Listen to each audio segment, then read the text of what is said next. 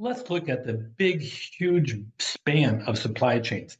They can be global. A lot of times they are. You can even have something set up at your house, a small home business, and you might be bringing supplies over from France. You might bring them from China, find a way to distribute them. I've had students in class go through and instead of them being involved in touching the objects at all, they just drop ship them straight from Alibaba in China and ship them right to customers over here in the United States and just make a tiny little sum on the side.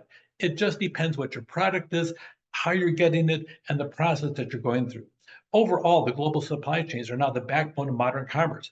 They allow us to source materials, manufacture products, and deliver goods to customers around the world.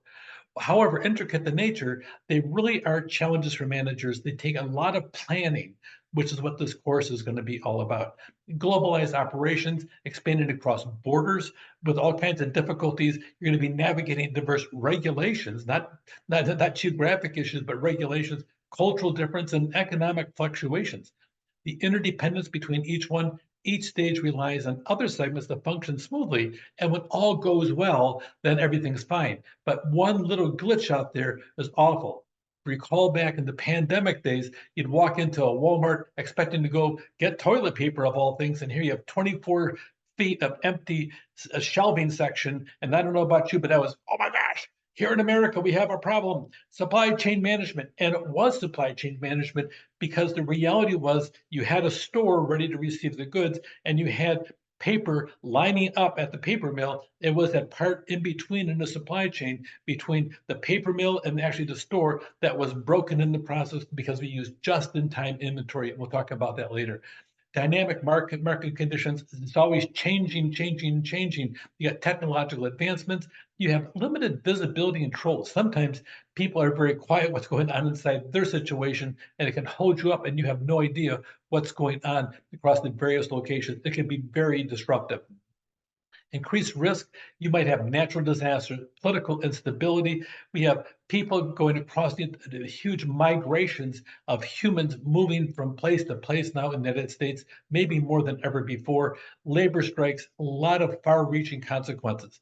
Maintaining the optimal level of inventory really is a big deal. It's a matter of you don't want to have spoilage on your shelf because that is just stuff you throw in the garbage and you don't see any money from it.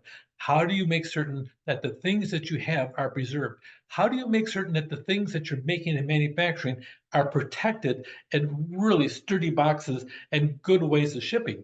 Now we use so much foam in the process, making certain that everything is fine. It takes really a heavy-duty packing knife to uncut the box and get down to the actual product. You may have a box this big for something that's this big, but you want to make certain that it doesn't break, because if it breaks, it's just junk for you to sit down and lose money on. So now we're safer on just about everything from the manufacturing to the packaging to the delivery in the process, and we have to be, because the customers now expect an awful lot. Inefficiencies, a lot of that of the coordination of the logistics of handling all the different details. We have so much technology. If we know how to use it right, we can sit down there and make certain that it gets delivered and we have good, solid customer valuation in the process. Make certain we respond quickly because the market changes a lot. And then look at our management strategy. Visibility. We want to make certain we're tracking and monitoring the flow of goods. We can use RFID chips, radio frequency identification devices. Those are handy. Do you put it on the individual product? Do you put it on the pallet? Do you put it on the truck? All those are decisions you have to make so you can track what you're making and making certain it goes along to your destination. I ordered something simple online and I've gotten 3 notifications and it's going to arrive today, this afternoon, sometime over there. And I've been waiting for it.